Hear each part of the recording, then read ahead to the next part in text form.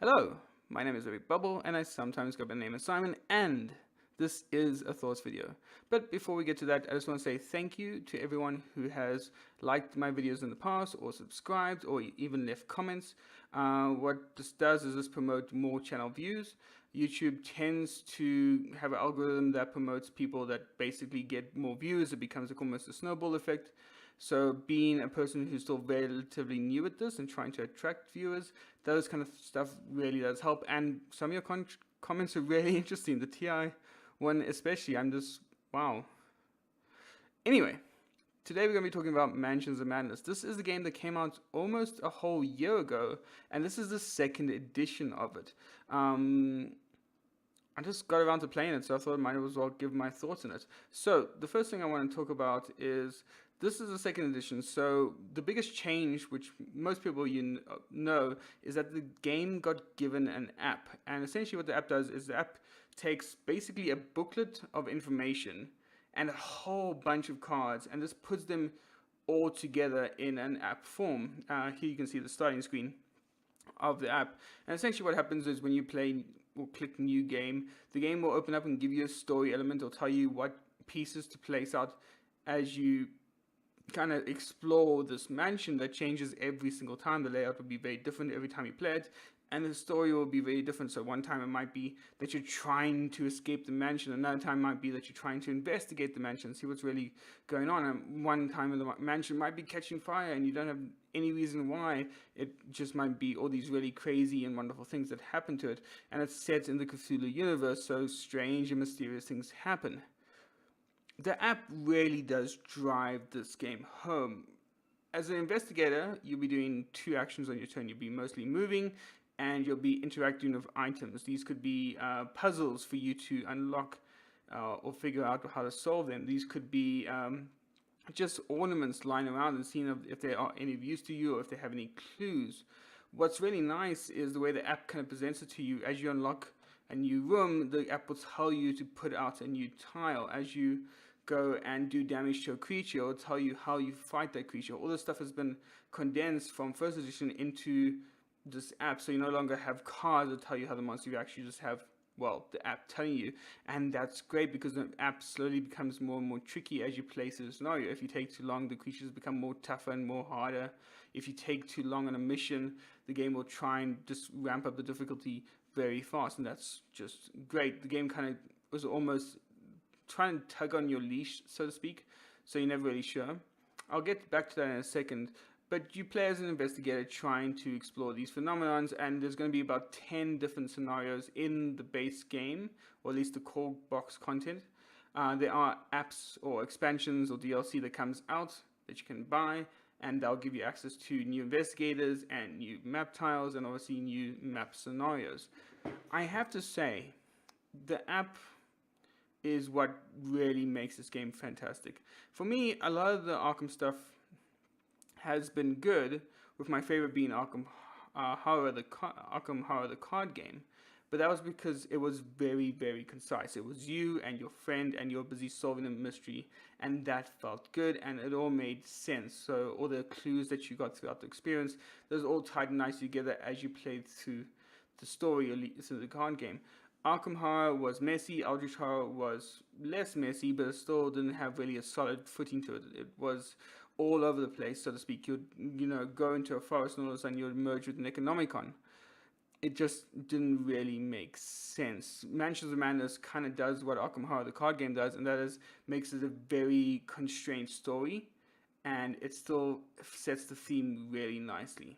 The app is accompanied by music and wonderful sound design. Every single thing you do, you kind of have a little interactivity, or say you open up a door, you'll hear the creaking of the door, or the app will just sometimes give this cacophony of a wail, and you'll just be like, oh, you just kind of get scared almost, and it's wonderfully thematic, especially when you play it at nighttime after an evening of drinking. Everyone kind of gets into this mood of, guys, this is really scary. I'm not a person that does horror. I hate anything scary or anything horror, but I enjoyed this because of the mood it's set in this kind of Arkham Horror universe. those are all good things. There are, of course, some negatives I don't like, particularly with the second edition. The very first thing is production wise. Production wise, the cardboard tokens, that's all great. The rulebook is really nicely laid out and it's easy enough to learn everything.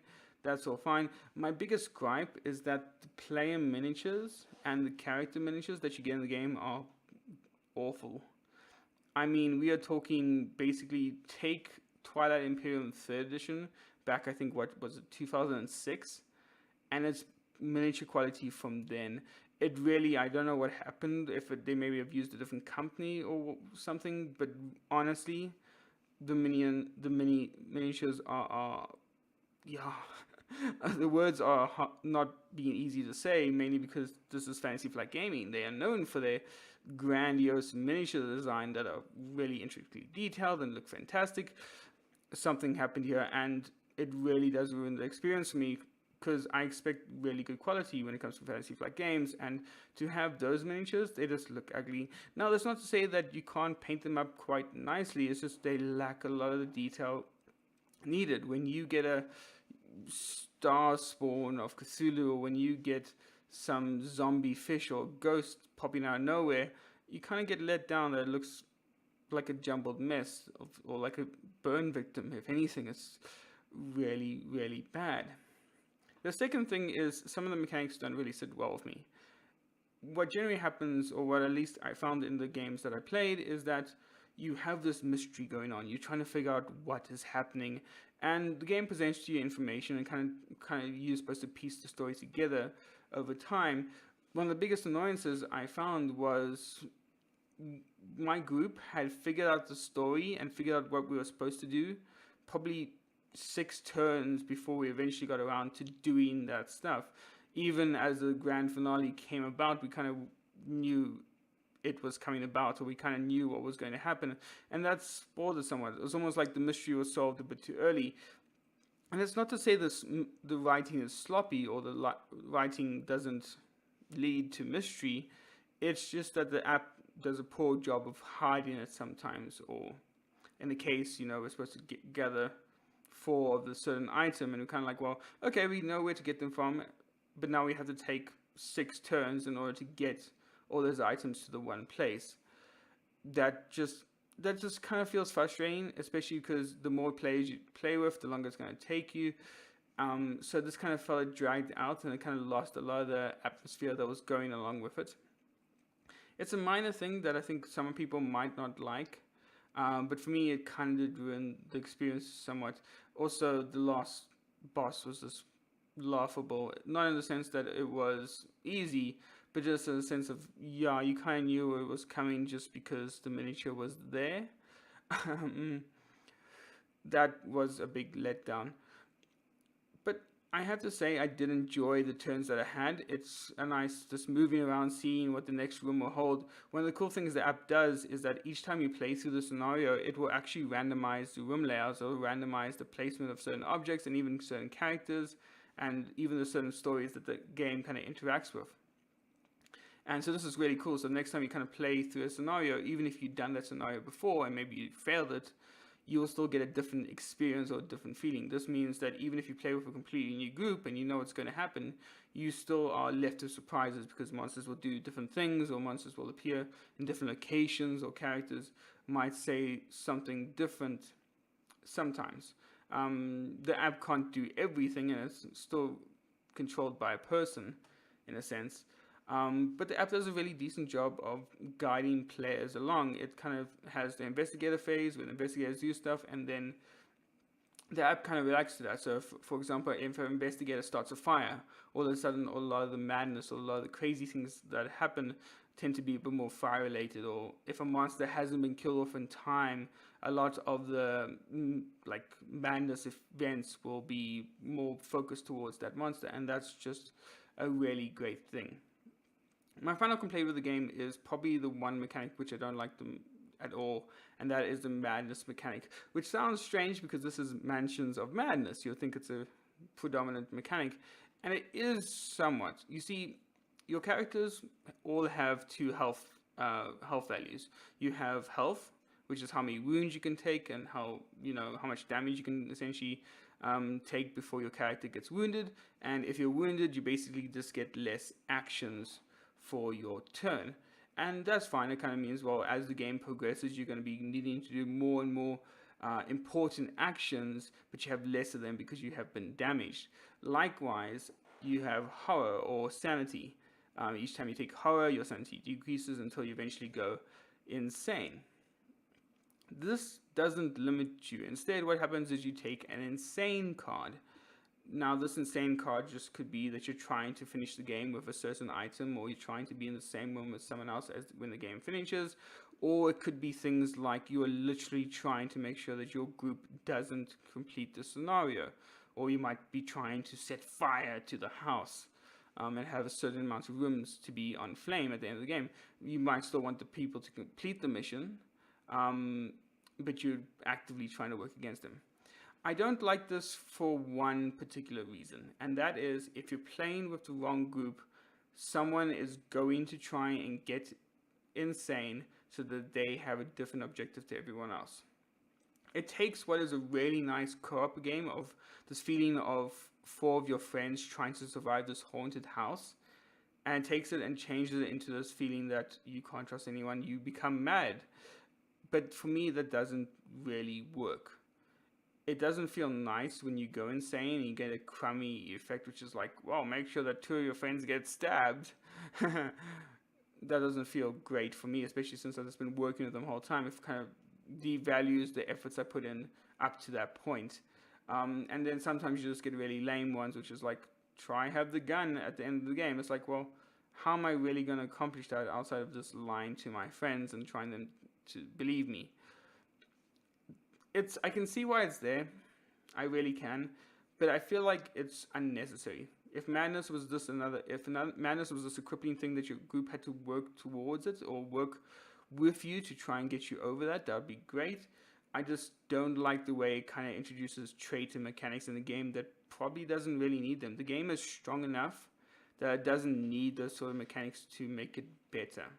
I honestly think if they just made it so that if you're mad, you're also limited, or maybe if you're mad, maybe if your stats change, so all of a sudden, if you're a person that's really good at, say, being strong and being dexterous, that all of a sudden, well, you kind of lose those traits, and then suddenly you become intellectual and you become full of law knowing. I would have really liked something more like that, so your characters, like the characters' traits that you've been working towards kind of shift. That would have been maybe a nicer touch than just having a character go insane and probably detriment to the whole group.